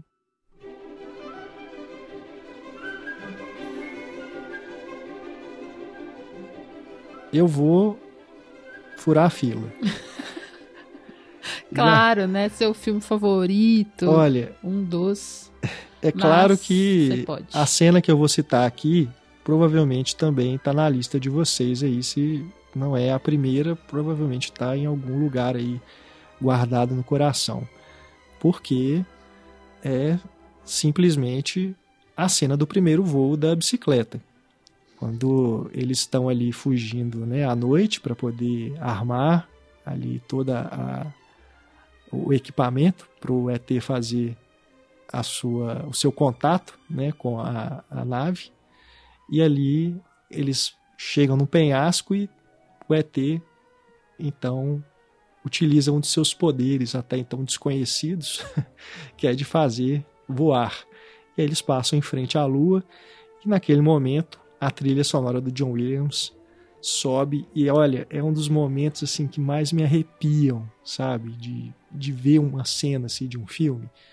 Eu me lembro exatamente quando chega esse momento da primeira vez que eu reagi, quanto que aquilo, sabe, é a junção perfeita, né, da imagem, da montagem e da trilha sonora. Como que aquilo ali, e claro, né, a fotografia maravilhosa, né, toda a construção daquela cena com a lua gigantesca, né, porque ali você vai para outro estado de espírito, né? Uma filmagem real, inclusive, né? Aquilo ali você pode pensar racionalmente sobre aquilo e falar, nossa, mas essa lua tá grande demais. Não daria para você ver a silhueta de alguém, né, tão pequeno passando em frente à lua. Mas e daí? É cinema. E isso para mim é o que é essa sequência, cinema puro. Para você também, René, essa cena seria a sua favorita? Eu roubei de você ou não? Meio que era que tava lá no meu casamento, né? Você roubou a cena do casamento. Eu acho que é a mais icônica do filme, é uma das mais icônicas da história do cinema, né? Tem todo o clipe, é meio o chuveiro do Psicose, né? Quem nunca viu o filme sabe do que se trata ali. Verdade. Mas eu vou, assim, na hora que eu fui listar, assim, era quase o filme todo. Tem muita coisa maravilhosa. Assim. Mas eu vou, então, já vou. Já que você chegou chutando a porta, eu vou chutar mais um pouco. Que é a cena de despedida. Que é uma coisa, assim, que ele vai construindo aquilo, os irmãos vão se despedindo, cada um, para deixar o Elliot por último. Quando chega no Elliot, você já está destruído. Assim, do que está acontecendo. Aí a trilha sobe. Não sei se sabem a curiosidade, né? Que o John Williams não estava conseguindo encaixar a trilha na cena. E aí o Spielberg falou assim, não, então esquece a cena e faz a música, faz a trilha como se você estivesse regendo uma orquestra. E aí eu monto a cena a partir da sua trilha. E eles inverteram isso. E aí funcionou, enfim, claro, né? E é essa cena aí de chorar até acabar, até secar o corpo. Assim, porque é maravilhoso. E aí termina isso que vocês já comentaram, eu estarei bem aqui, acende o dedo, e aí ele entra na nave e é de desidratar mesmo. Assim, é uma das cenas mais emocionantes de qualquer filme, de qualquer gênero, de qualquer coisa que eu já vi. E toda vez eu emociono também, toda vez que eu assisto. E você, Kel? Bom, vocês já falaram duas que são icônicas, memoráveis, e que para mim também são duas das minhas favoritas. Mas, como o René, eu também fiz uma listinha um pouco maior, já esperando que houvesse essa necessidade. E pra mim, é toda aquela sequência em que o ET fica bêbado com cerveja em casa, enquanto o Elliot experimenta a mesma sensação na escola, e daí fica bêbado, liberta todos os sapos da aula de ciência, e ainda recria a cena romântica do filme Depois do Vendaval, do John Ford, que a Ana falou no início, né? É aqui que ela é citada. Tem ali a cena com o John Wayne, a Maureen O'Hara, e o Elliot, né, recria essa cena porque o ET está vendo esse filme. Isso eu achei muito legal, essa montagem. E se emocionando. Né, exatamente. Então, não, e é uma emoção crescente, porque como eu falei, primeiro ele vai ficando bêbado, né, vai fazendo as coisas lá dentro da sala, e aí começa a querer soltar os bichos, porque tem que soltar os sapos, se libertem, isso é maravilhoso, tipo assim, é uma criança revolucionária, entendeu? E começa a soltar os sapos, se libertem, fujam daqui, vai viver, enfim. E aí ele é revolucionário porque ele afeta todo mundo na escola, as crianças também começam a querer soltar os bichos, enfim. E aí, nesse caos, ainda tem essa cena romântica, né? E aí ele recria exatamente com os mesmos movimentos, assim, né? Ele pega a menina com o mesmo movimento, aí vem aquele vento também. E aí, no final, tem esse enquadramento do sapatinho dela, né? Ela mexe o sapatinho assim, a gente vê ele ao fundo, desfocado, sendo levado, carregado pelo professor. É o herói cinematográfico, entendeu? Uma criança, mas é o herói cinematográfico. Perfeita essa sequência. Muito legal. Maravilhosa. Eu adoro essa cena também, tava aqui na minha lista. E esse plano aí que você falou do final, nossa, pra mim é perfeito, assim, do sapato dela vira, os sapos chegando e ele ao fundo sendo levado pelo professor. É muito maravilhoso. Muito bom. Né? E aqui também tem uma sacada do John Williams, né? De incorporar a trilha sonora. Sim, né? Do filme. Mixar, né, a trilha sonora do Depois do Vendaval com a trilha sonora dele pro ET. Olha, eu acho não, com certeza, esse é um filme de análise de trilha sonora para você ver como que as coisas estão, assim, praticamente em uma dança. Eu acho que o John Williams cria aqui aquela coisa de coreografia, sabe? De cena coreografada com a trilha. É uma coisa, assim, maravilhosa demais. E eu acho incrível essa curiosidade que o René falou, né? Da cena final ter se adequar à trilha sonora dele, porque ele já tava tão embebido do filme que não precisava ver, sabe? Ele já tinha, ele já tava, assim, fazendo tudo muito direitinho e o final ali foi só seguir a emoção mesmo. Então o filme se encaixaria depois perfeitamente. Então acho que pra quem conhece a fundo trilha sonora, esse provavelmente é um filme que dá pra, sabe, destrinchar essa simbiose, né? Essa coisa coreografada mesmo, de cena com nota musical, entende? Que quando eu vi o filme no cinema, a última vez, que foi no Cine Teatro Brasil, o som tava absurdo de bom. E aquilo pra mim foi tão impactante, porque eu consegui pegar essas nuances, assim, do quanto que as notas acompanhavam, às vezes, os atores, né, assim, de gestos mesmo. E eu falei, caraca, agora eu fiquei, sabe, mais apaixonada ainda. É demais. Qual cena sobrou pra Ana? Bom, a Raquel roubou a minha. Era essa também, mas eu acho que é uma sequência de montagem, de um paralelismo tão interessante, que ela tem vários momentos, né? Sim. Tem esse momento revolucionário que ela falou, tem esse momento romântico, e tem um momento que eu acho cômico, que eu acho muito bom, que vou então destacar esse momento dentro da sequência toda, que é quando a mãe chega em casa e o ET fica desviando dela, a mãe segurando as compras e ele tá atrás da geladeira. Aí a Drew Barrymore fala, vou te apresentar alguém. A mãe mete a porta, aí ela fala, não, eu acho que ele já morreu. Eu acho tão bonitinha ela falando aqui.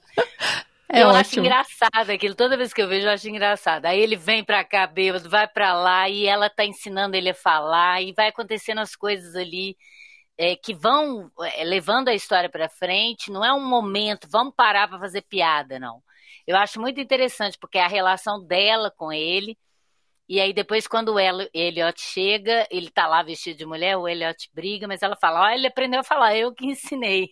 Porque ela tá vendo a televisão e repetindo as palavrinhas. Eu acho isso um momento bacana também dela no filme, que ela fica toda orgulhosa, que a menorzinha que tá aprendendo ainda a ler, que ensinou ele a falar. Eu gosto disso. Muito maravilhoso. Bom. E você que tá nos ouvindo, também diga pra gente a sua cena favorita do ET. Deixa aí nos comentários, retuita, reposta, compartilha, né, o podcast aí nas redes sociais e fala também a sua cena favorita, né? A gente vai gostar muito de saber também. Bom, e antes de a gente se despedir, temos ainda algumas curiosidades sobre o que existe para além de ET. Fora de quadro.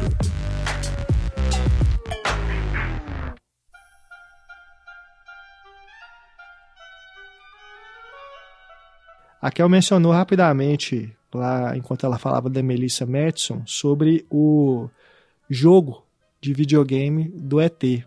E esse jogo ele tem uma história que não se equipara à do filme, porque o jogo foi considerado um dos maiores fracassos da história da indústria dos videogames. Inclusive, é atribuído a ele o início da crise que levou a quebra mesmo da Atari, né, da empresa ali nos anos 80, porque não vendeu nada, o jogo era muito ruim, produziram, né, às pressas assim, por causa do filme, para lançar no Natal e tudo, não vendeu, ficou aquele monte de cartuchos estocado ali, né, encalhado nas lojas, e disso surgiu inclusive uma lenda urbana, de que a Atari teria pegado esses cartuchos e enterrado no lugar lá no Novo México. Que isso, enterrado? E você acredita que décadas depois, alguém com a ideia genial de tentar descobrir se era verdade ou não, foi lá cavar no lugar onde eles diziam que estava enterrado e encontrou? Acabou que a lenda urbana virou verdade. Tem o link aí da matéria, feita na época, na descrição do podcast, para você que quiser saber mais sobre essa história maluca. Mas encontraram os cartuchos do ET, do jogo do ET, enterrados lá no Novo México. Olha que loucura. Aí hoje vale uma fortuna, é isso? Exatamente. E eu me lembro de ter jogado esse joguinho na época e realmente é muito estranho. Por quê? Você lembra por que era ruim? Porque não tem a relação deles, né, ali. Deve ser isso. Ainda O mais que no tinha que fazer? Atari. Qual que era a missão? Você tinha que levar uma plantinha do ET, subir uns negócios lá. Mas isso é outro filme. Levar a plantinha. Não, é porque... Não, é porque ele tem a planta, É né? o Wall-E. Não, sim, mas é porque, inclusive, o Wall-E, né, super inspirado Então o no Wall-E ET. foi inspirado no no ET e visual. no videogame do ET. Pode ser. Mas é porque ele tem a plantinha, né? E ele também ele mexe com isso, né? A história, para além do filme, é que o ET, ele trabalha com plantas, né? Com botânica, né? Ele cultiva. Então, o Ele jogo estava aqui partiu nessa desse missão, princípio. né? É muito Ele estava estranho. aqui nessa missão com a família dele, né? Na Com cena aquele inicial. grupo, sim. Eles estão coletando. E ele leva a plantinha, né? Ele no leva, final. justamente. E ele tem essa característica também muito legal de fazer reviver, né? De Sim. renascer, de curar. Aliás, tem até, antes de estar falando das metáforas, dos simbolismos, tem a metáfora bíblica clara também, né? De pensar na figura messiânica que desce dos céus, morre, ressuscita, enfim. Dá para você pensar nisso também. Tem o Sagrado Coração, né? Vermelho. Ah, é verdade. E isso de curar, né? É, É verdade. Não tinha pensado. tem esse lado também, né? Mas é isso, Spielberg. voltando ao jogo, ele era muito estranho. Você chegou a conhecer, Renê? Você lembra? Não, eu não. Eu conheci porque essa história porque tem um documentário, né? Acho que é Atari Game Over, que chama um documentário que mostra isso. Mas não cheguei a conhecer o jogo, não. Nossa, é muito estranho. É um jogo muito estranho. Realmente decepcionante. E o Atari muito limitado, né? Você pensar assim, em comparação com os videogames que surgiram depois, então dava pra fazer aquilo ali. Deve ter sido assim, não deve ter dado certo, tipo, os objetivos com a limitação da Atari. Não deu. Bom, aí temos que falar também sobre as ideias de continuação do filme, porque o sucesso foi estrondoso. O ET, ele estreou em junho de 1982 e até outubro daquele ano ele ficava em primeiro ou segundo lugar nas bilheterias. Olha que loucura, né? Quantos meses que ele ficou aí no topo do box office? Mais de um ano? Não, ele foi lançado em junho e até outubro daquele ano. Mas é porque ele ficou em cartaz também durante um ano, né? Ele continuou em cartaz, teve relançamento, né, no Natal e tudo mais. Então, o sucesso foi realmente estrondoso, apesar do Spielberg, né, dizer que não esperava isso. E aí, com esse sucesso todo, o estúdio, claro, pressionou para poder fazer uma continuação, aquilo tudo, né, os fãs também querendo saber se ia continuar a história. E um tratamento chegou a ser escrito pelo Spielberg e pela Melissa Madison ainda naquele ano.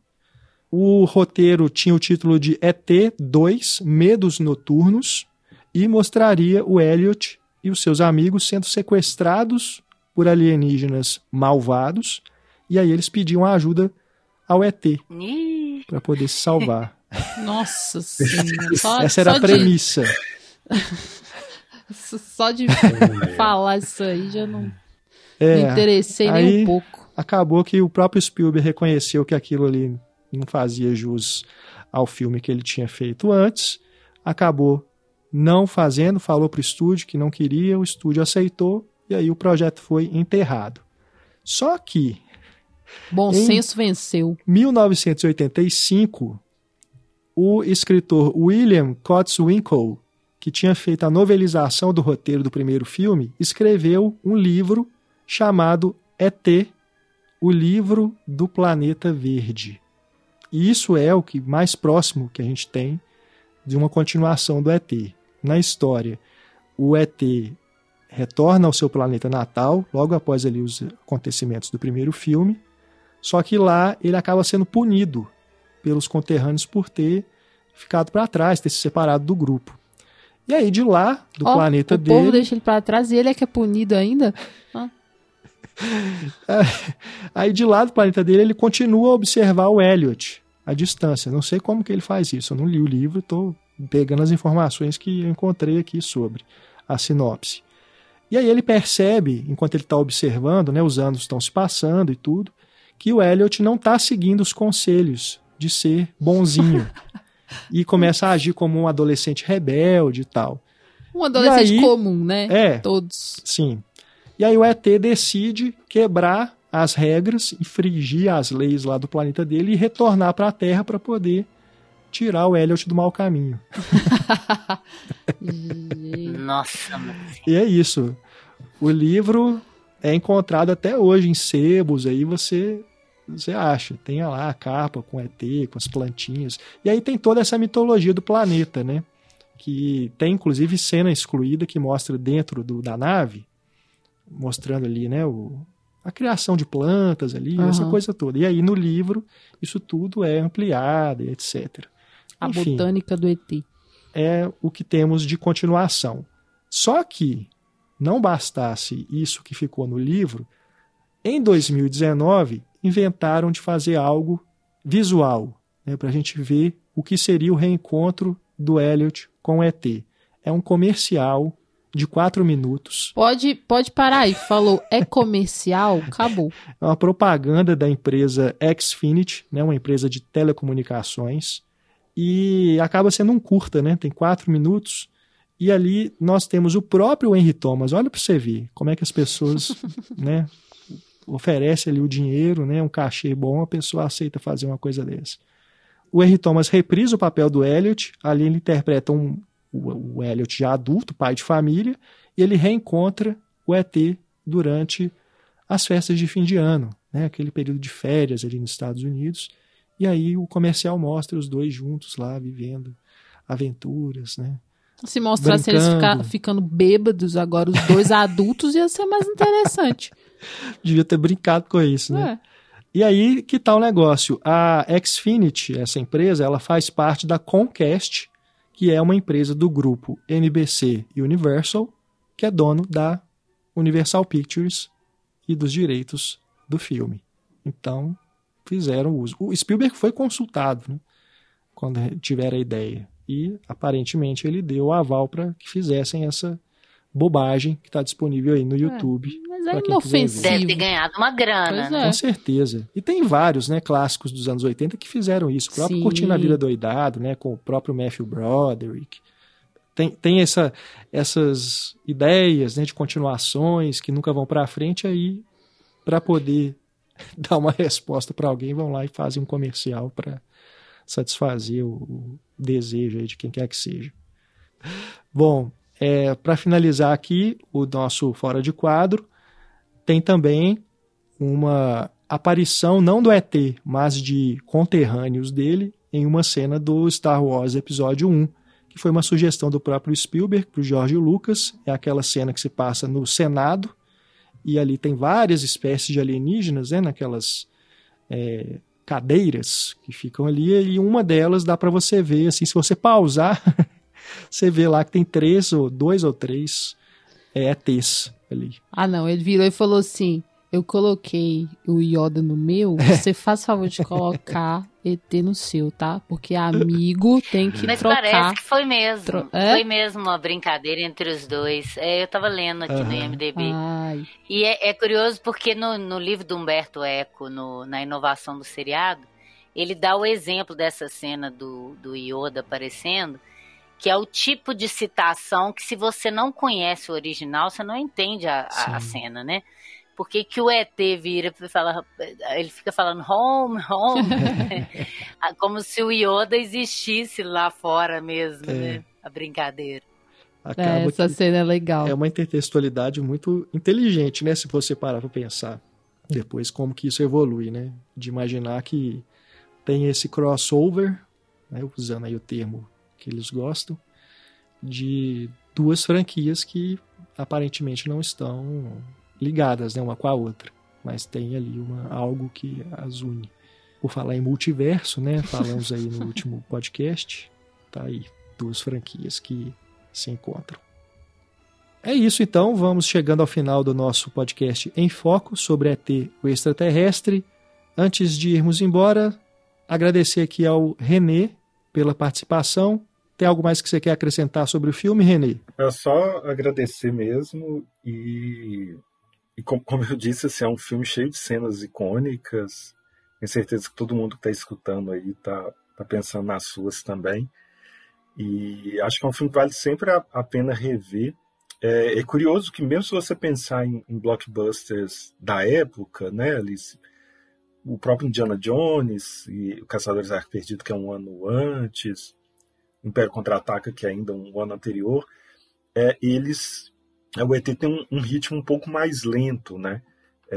Ele não é um filme com tanta ação, com tanta aventura, que para a época já era o tipo de filme que se fazia muito sucesso. Então, só chamar a atenção para isso também um pouco de que como que esse filme, entre aspas, pequeno ali do Spielberg, com uma proposta mais emocional até do que de ação e de aventura, acabou fazendo tanto sucesso, e acho que está um pouco ligado a isso que a gente comentou aqui hoje, de como que o filme sobreviveu tão bem ao tempo, porque é um filme que, para além de tudo que a gente falou de técnica, de inovações e de tudo que ele apresenta ali na feitura da criatura e alguns efeitos, é a relação de um menino com o seu amigo imaginário, ou no caso, o seu amigo de outro planeta, que é o que fica e que faz com que o ET seja tão especial, eu acho, para todo mundo. Muito legal. E sempre bom também apresentar o filme a outras gerações, né? O Antônio, filho do René, ainda está muito novinho, mas já teve algum tipo de contato com o ET, René? Não, eu ainda tô... Tem uns filmes que são muito especiais para mim que eu fico segurando, sabe? Assim, tem que ser do jeito certo, da hora certa. Então ele já está vendo alguns filmes, mas são filmes mais recentes, que eu não ligo tanto. Eu fico nessa coisa de assim, o ET vai ter que ser no momento certo, assim, para ele prestar atenção no filme todo e tal. Legal. Mas vai chegar lá. Com certeza. Pra ele ter memória, né, mais forte do filme, né? Sim. Pra mim eu lembro tão claramente da primeira vez que eu assisti, eu fico querendo que ele tenha isso também, né? Claro que ele pode olhar e falar assim, nossa, que saco. mas a princípio ainda tem essa fantasia de ser um momento marcante para ele também. Muito bom. Ana, muito obrigado também pela participação aqui. Quer acrescentar algo mais sobre o filme? Não, eu que agradeço também. Sempre um prazer falar com vocês. Foi muito bom ver vocês, ainda mais o Renato tão apaixonado, faz a gente ficar até com um espírito mais benevolente com o filme, porque não é possível. Mas foi muito bom também, e é legal isso, a gente também rever sempre um filme com um olhar das outras pessoas, para ver até que ponto isso tá ali, né, no filme, não só nessa memória afetiva, e a gente encontrar isso e justificar pelo próprio filme, né? Foi legal, adorei rever também o filme agora. Legal. Foi bom demais ter você aqui. Kel, últimas considerações? Acho que não tem, não. Sabe, é isso. Emoção, revolução e viva a magia do cinema, né? Porque pra mim é isso, assim, esse filme traduz a magia do cinema. E o que eu falei também que eu acho importante, se basear mais no amor do que nos medos. Principalmente depois de tanto medo que a gente tem vivido, né? Então acho que esse filme nos resgata, assim, sabe? Essa autoestima, essa vontade de viver e de mudar as coisas. É isso, gente. É pra ser visto, revisto e passado de geração a geração. É isso aí. Para você que quiser mandar um e-mail para a gente, é só escrever para contato@cinematório.com.br. Procure a gente também nas redes sociais, se quiser deixar alguma mensagem. Muito, muito, muito obrigado pela audiência, pessoal. Beijo, gente. Até a próxima. Um grande abraço. Até mais. Tchau.